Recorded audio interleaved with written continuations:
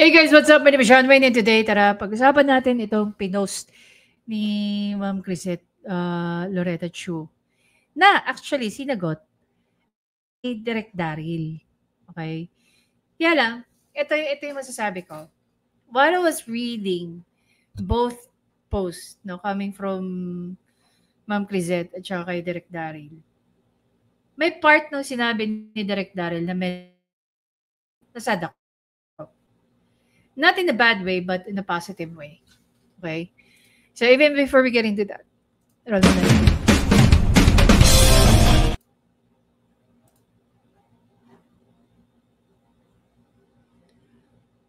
Hello?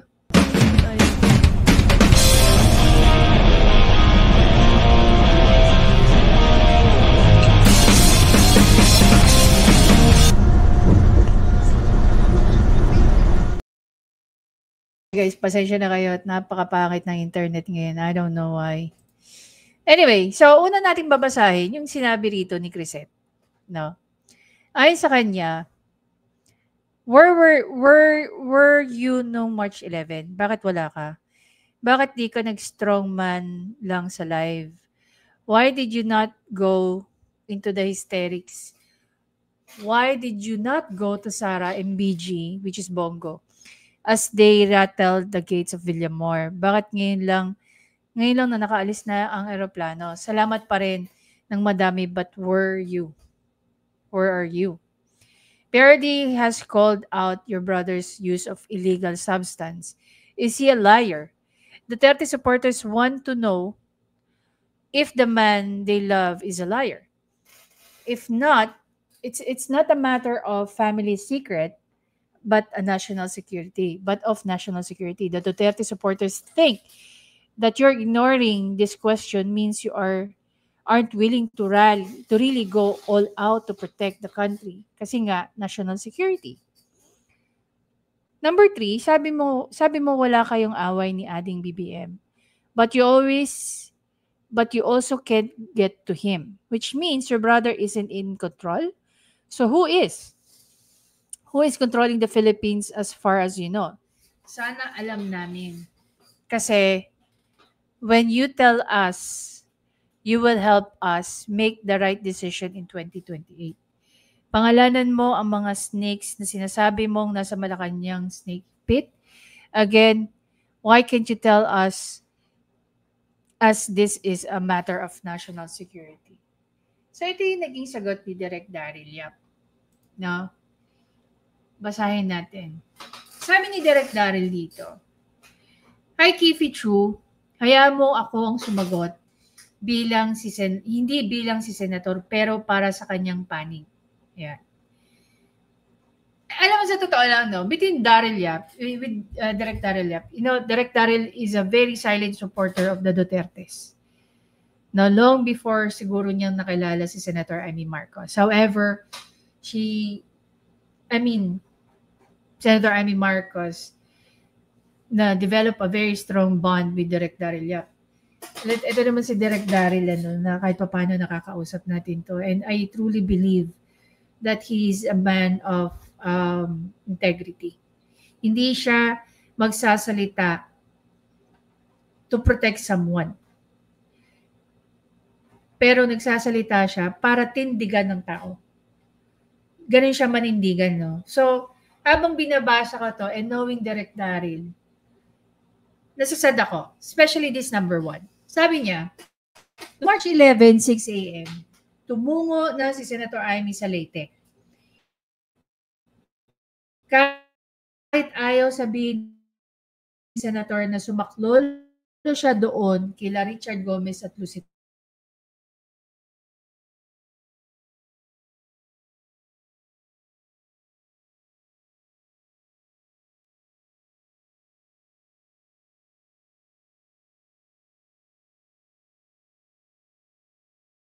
Women's Month program dahil wala siyang ibang ginawa kung hindi magtawag sa telepono dahil sa nangyayari. Mula Ormoc, Pamplona hanggang Tacloban. Added info lang, si VP Inday lang ang contact ni Senator Amy sa kampo ni PRRD. Hindi magkasama si VP at PRRD doon.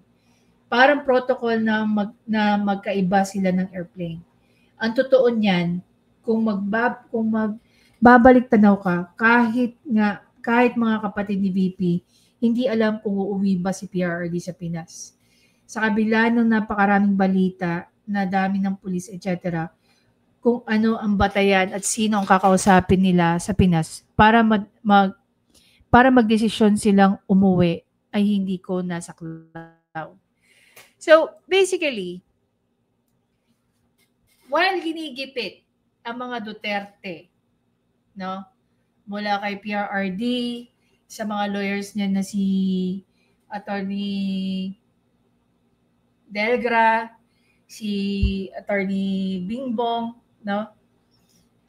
Medaldea, ang mag-inang Kitty Duterte, si Kitty Duterte, tsaka si Ma'am Hanilet, meron din palang kinakaharap itong si Senator Amy Marcos. No? Mga bagay na hindi natin alam. Sasabi niya rito, number 2, ang aking narinig sa kapiraso kong kaalaman, kung may sapat at malakas na ebidensya rin noon si PRRD sa pagdadrugs ni BBM, hindi niya ito pinalampas at siguradong pinadampot rin niya ito. Kung kilala mo si Senator Amy at ang mga dynamics ng pamilya nila, imposibleng magpakita si BBM kay Amy ng ganyang activity. O magpakita siya ay lango or under influence. Kasi hindi nila kaya ng harapan si Amy. Kaya nga yan lang ang taktika nila kay Amy. Huwag harapin, huwag kausapin, at huwag palapitin. Okay? So, even Senator Amy Marcos have said that, na matagal na silang hindi nag-uusap ng kapatid niya. Number 3, ang paglatag ng kaso laban sa sekretary ni BBM, pakikipagpatutsadahan kay SMR, etc. ay talagang hindi sasapat para sa ating mga galit na galit. Pero hindi uubra ang hearings at investigasyon niya kung umpisa pa lang ay may remarks na siyang bias na kumbaga. Naiintindihan ko kayo na gusto nyo siyang intindihin. Para sa aming alam ang puso ni Senator Amy, labis-labis na. Pero para sa mga nasasaktan at natotroma, hanggat hindi nasasaktan ng admin, hindi sasapat. Which is true. No? Which is true. Hindi rin totoo na kung nasa airport siya ay manginginig ang galamay ni BBM. Simula noong nanalo si BBM noong 2022, hindi nyo alam ang pambabastos at paghahamak ng mga yan kay Senator Amy. Ang tanong, direct, bakit hinahayaan ito ni Senator Amy Marcos? Hindi siya tinitingnan na kapatid ng pinakamataas na opisyal ng bansa dahil wala sa kapatid niya ang kapangyarihan. Ako bilang kaibigan ni Senator Amy, bilang volunteer ni PRRD noong 2016, buong pagkatao kong iginagarantiya ang husay, katapatan at paninindigan ni Senator Amy. Hindi lang Duterte, kundi sa Pilipinas. Ayun, hindi po kami mag-away ni Kifi, so ay patunay na well, ako I truly believe all the statements na sinasabi rito ni Direk Daryl Yap. Pero ito nga yung problema. I saw one post, no? I'm not sure kung verified ba yun o confirmed ba yun galing sa tawag dyan? Galing sa Manila Bulletin.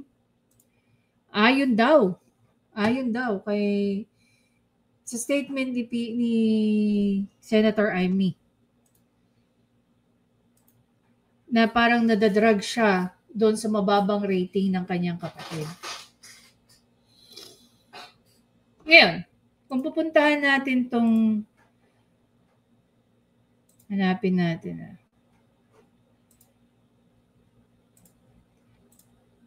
hanapin ko lang.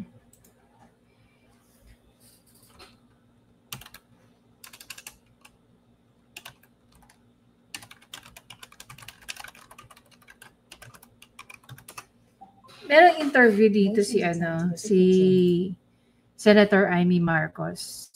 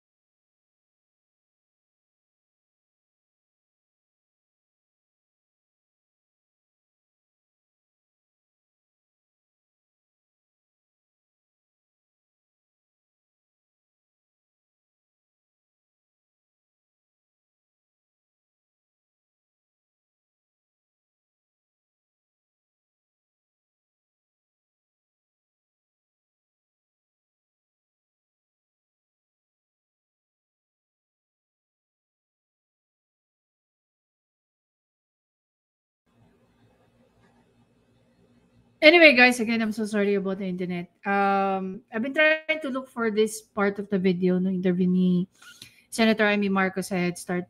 Gusto ko yung naging sagot niya doon eh. And pag nahanap ko, I'll surely share it with you. At the same time, we're going to talk about it. Anyway, going back, dito natin makikita that Senator Amy Marcos is a silent worker. I'm not, sabihin na lang natin, kinakampaign ko ba siya? Yes. Hinihilot ko ba ang inyong mga ulo para maisip niyong suportahan siya? Yes. Pero again, at the end of the day, I want you to vote whoever you think is right for you. Diba? Para sa akin, hindi ko iboboto. Have you seen the video of Willie Revillame? Have you seen the Tulfos? Sa totoo lang, si Ben Tulfo ko, hindi ko nakitang nangampanya yan eh. Diba? Kung sa or hindi ko lang napapansin o hindi ko nakikita. Natatawa nga ako eh. Hindi ko alam. Buti pa yung mga senatorial candidate ng PDP. Nag-house to house, nagtatao-tao, gaya ni Yorme Isko. Pero itong mga hindi ko alam, nagbabahay-bahay ba itong mga to? Gaya ng ginagawa nila Attorney J.B. Hinlo. Nila Attorney Jimmy Bondoc, Kong Marcoleta, diba? Ipe Salvador. So, yung iba nga nakikita ko yung mga local officials dito. Alam mo yung na lang, nangangaway-ngaway na gano'n, pero hindi talaga sila yung wala nga akong naranasan na may nagbahay-bahay dito. Diba? Wala eh. Dati may nakamayan ako isang tumatakbong konsehal. Wala. Yung mga konsehal ngayon, mga local officials na tumatakbo, wala na. Padaan-daan na lang ng mga kumakanta na may sasakyan, tapos, diba? Sisirain yung tulog mo sa hapon. Ganun. Anyway guys, we only have few days to go para sa election. Diba? That will be this coming Monday. Iboto po natin yung alam po natin na nagtatrabaho ng maayos. Iboto po natin ang mga taong hindi po nababata.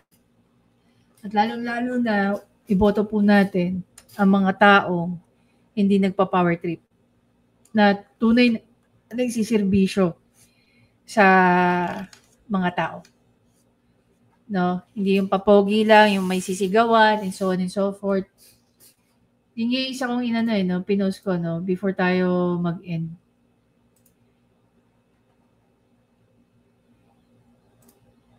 Sabi kasi ng bagong survey, nauusan na raw ni Erwin Tulfo si Senator Bongo. Gusto ko lang pag-usapan natin itong mabilis. Tatandaan nyo, sa 6 na taon ni Senator Bongo, in-establish niya talaga ang healthcare. Inumpisahan niya sa pagtulong financially sa mga mahihirap nating kababayan o yung mga hindi na halos ma-afford. Diba? Andyan ang Malasakit Center. Maliban sa Malasakit Center, andyan din yung nagpapatayo siya ng mga health centers, diba? Mga super health centers.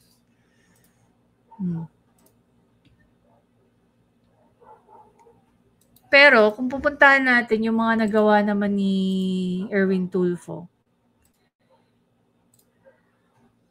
Ayan, sabi dito, ACT-CIS Representative Erwin Tulfo clinched the top spot in the Senate race according to the survey conducted before May 12.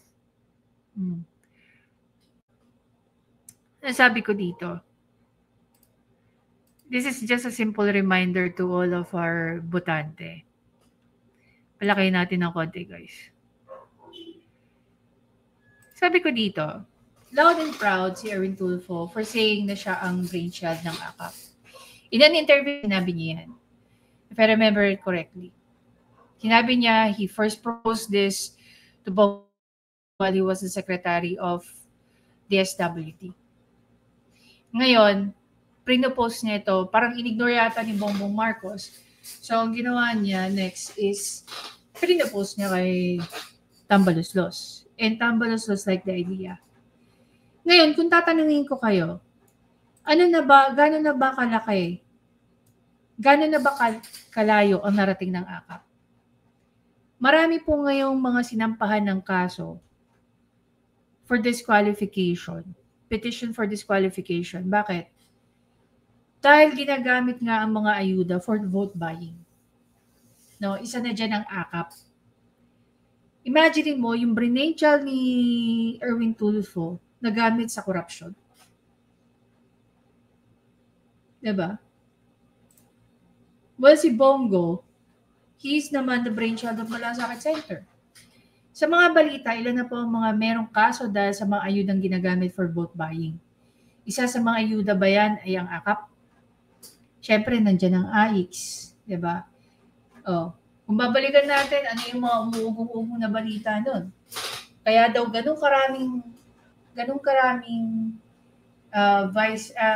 karami ang pumirma ng impeachment, no? Dahil mawawalan daw ng pondo. Ito yung bagay na pinaglalaban ngayon ni Sir Bobby Tiglao. So, si Sir Bobby Tiglao, kinasuhan ng cyber libel ni Congressman Duc Frasco. Ngayon, nagre-retaliate ngayon si dating Ambassador ba siya or si Sir Bobby Tiglao. Some of the people na nagko-comment sa kanya, ini-encourage na siyang filean ng kaso si Duc Frasco sa Office of the Ombudsman. Dahil sa mga naging pronouncement mismo ni Duc Frasco. Diba? Hindi lang yon. There's another girl, no? Kongresista din. Ang sabi niya,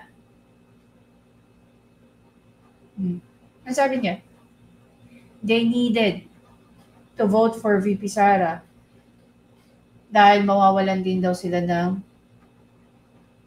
budget. Tatanggalan sila ng budget.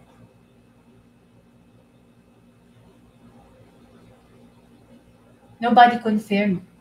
But there are congressista who try to explain to their constituents kung bakit nila binoto o bakit sila pumirma sa impeachment ni VP Sara.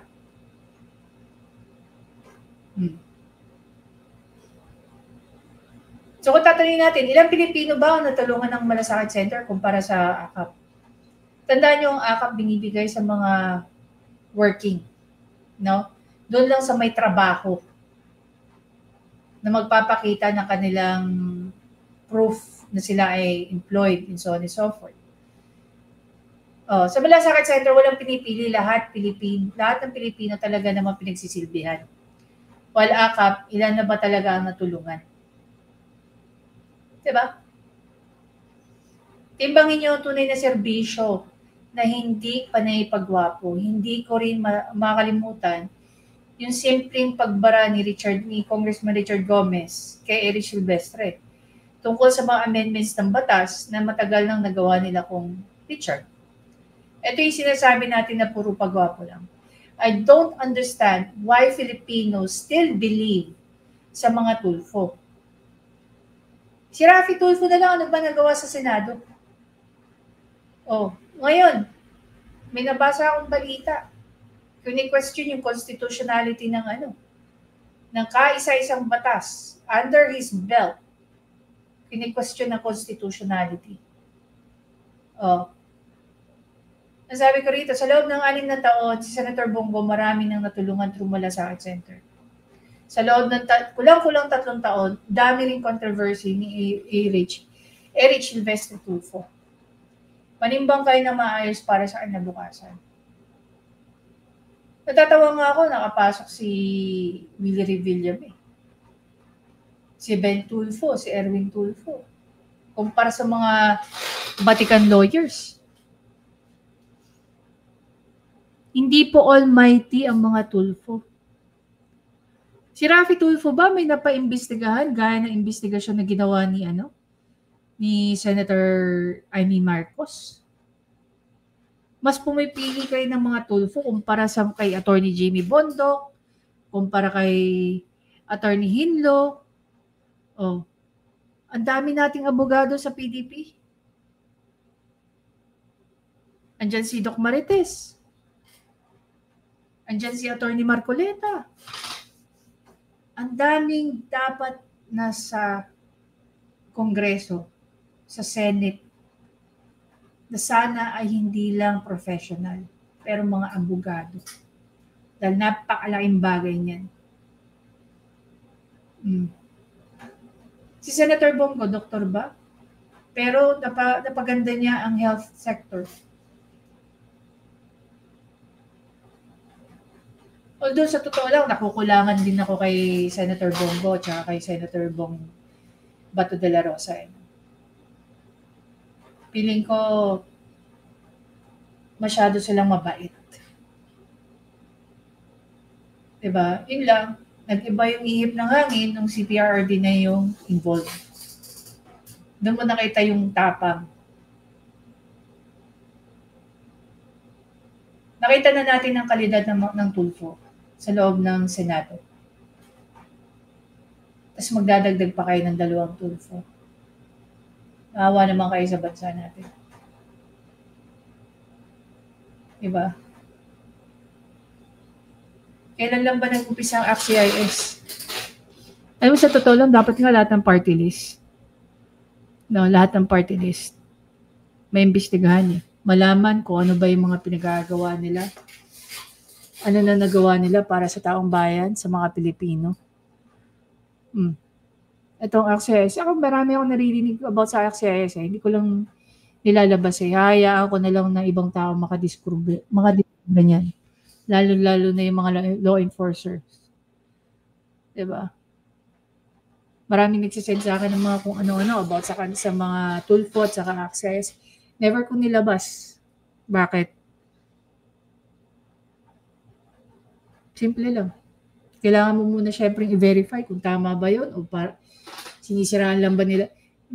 Ayoko naman syempre magamit ako na parang lumalabas sinisiraan ng mga Tulfo tapos ako pa yun. Ayoko nang ganun. Kahit mabinabatikos ko ang mga Tulfo, ayoko rin naman na magamit ako. No? Lalo na kung wala namang basehan yung mga sinasabi natin, di ba? Doon lang tayo sa tama. Yung mapag-uusapan natin because may public post gaya ng ganito. Anyway guys, again, maraming salamat sa panonood. Please don't forget to subscribe, like, at i-comment nyo na. No? Ang inyo sa loobin. Ulitin ko. Maraming salamat in advance kung susuportahan nyo si Senator Amy Marcos. But here, makikita natin that she is with the Dutertes from day one. Hindi lang siya masyadong nagpapakita ng suporta publicly, but she's very much there. Diba?